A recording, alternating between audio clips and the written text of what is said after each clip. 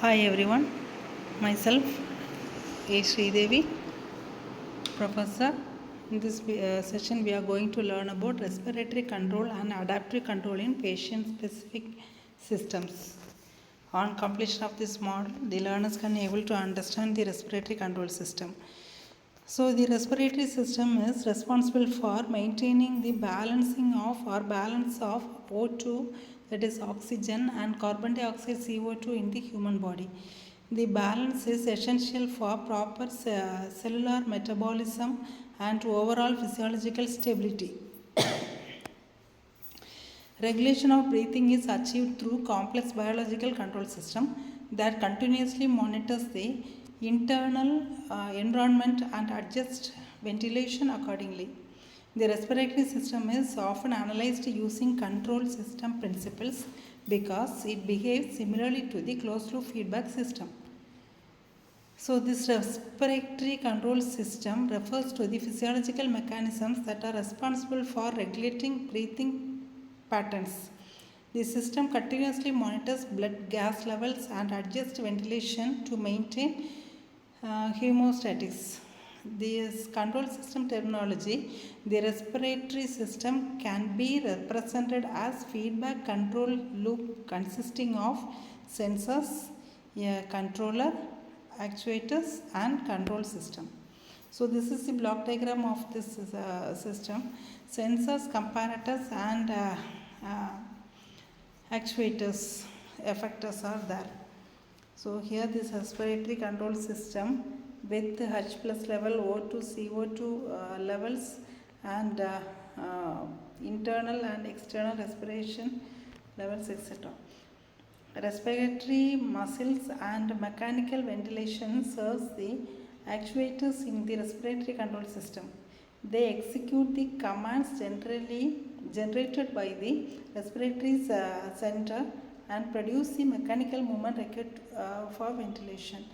This expansion reduces the pressure inside the lungs, allowing air to flow between the lungs. Whenever the diaphragm relaxes, the thoracic cavity decreases the volume and air is expelled from the lungs. This diaphragm is the primarily muscle which is involved in breathing. When the diaphragm contracts, it moves downward and increases the volume of the thoracic cavity.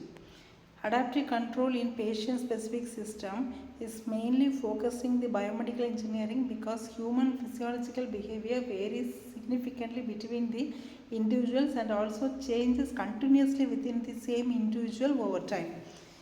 The conventional control systems use fixed parameters designed from average population models which fail into account for patient to patient variability and time varying physiological conditions. Factors such as age, body composition, disease severity, metabolic rate, medication responses are there. The parameters update are controller parameters, controller signal systems from set point to output. So safety is the fundamental requirement in patient-specific adaptive control systems, as inappropriate control actions can cause severe harm. Therefore, adaptive controllers are designed with strict physiological considerations, supervisory control layers and feedback mechanisms. So advantages and applications of these systems are adaptive control system techniques provide several advantages in modern biomedical systems. By continuously adjusting control parameters, these systems can provide personalized treatment and maintain optimal physiological conditions for each patient. Adaptive control improves the efficiency of ventilators by ensuring that delivered ventilation matches the patient's respiratory requirements. It reduces the risk of lung injury caused by excessive pressure or volume.